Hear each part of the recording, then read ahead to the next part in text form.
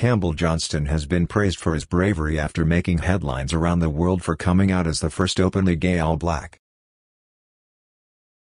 Johnstone spoke about his sexuality exclusively to 7 Sharp last night, saying he wanted to take away the pressure and stigma surrounding the issue to help others. Then the public will know that there is one in amongst the All Blacks, and it could be one of the final pieces in the puzzle sports-wise that gives everyone closure, Johnstone said. After sharing his story, Johnstone was met with a flood of supportive messages on social media, including from both New Zealand Rugby and the All Blacks. On behalf of the New Zealand Rugby community and as a former teammate, I want to acknowledge and support Campbell for sharing his authentic story, NZR CEO Mark Robinson said. Your strength and visibility will pave the way for others in our game. Rugby is a sport that is welcoming to everyone and a place where people should feel safe to be who they are.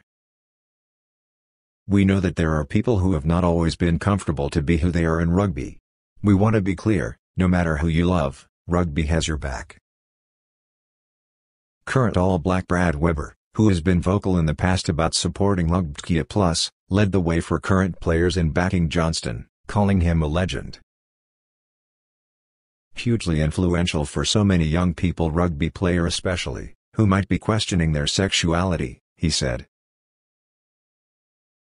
Johnstone's courage made its way abroad as well, with numerous news agencies such as CNN, BBC and the Sydney Morning Herald covering his story, as well as players and coaches from other nations thanking him for sharing a piece of himself.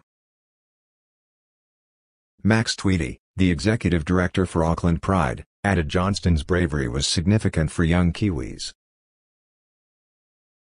With sporting in our DNA as a nation, showing young kids around Aotearoa they can be queer and play in our nation's men's rugby team, is huge. Representation matters, Tweedy wrote on Twitter.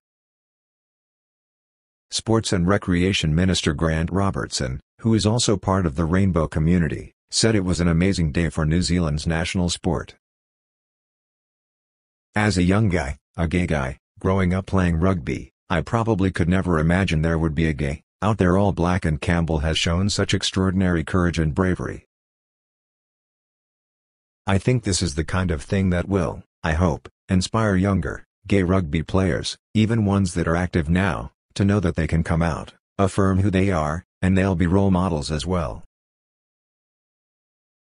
I'm probably like a lot of gay guys who played rugby when I was younger. I gave the game away partly because I didn't like some of the culture that was around the game, but I subsequently came back to play for a gay rugby team, which I was lucky to do. Robertson did concede there was still a long way to go in men's sports though, especially when compared to the openness expressed in some of New Zealand's top women's teams such as the Black Ferns and Football Ferns.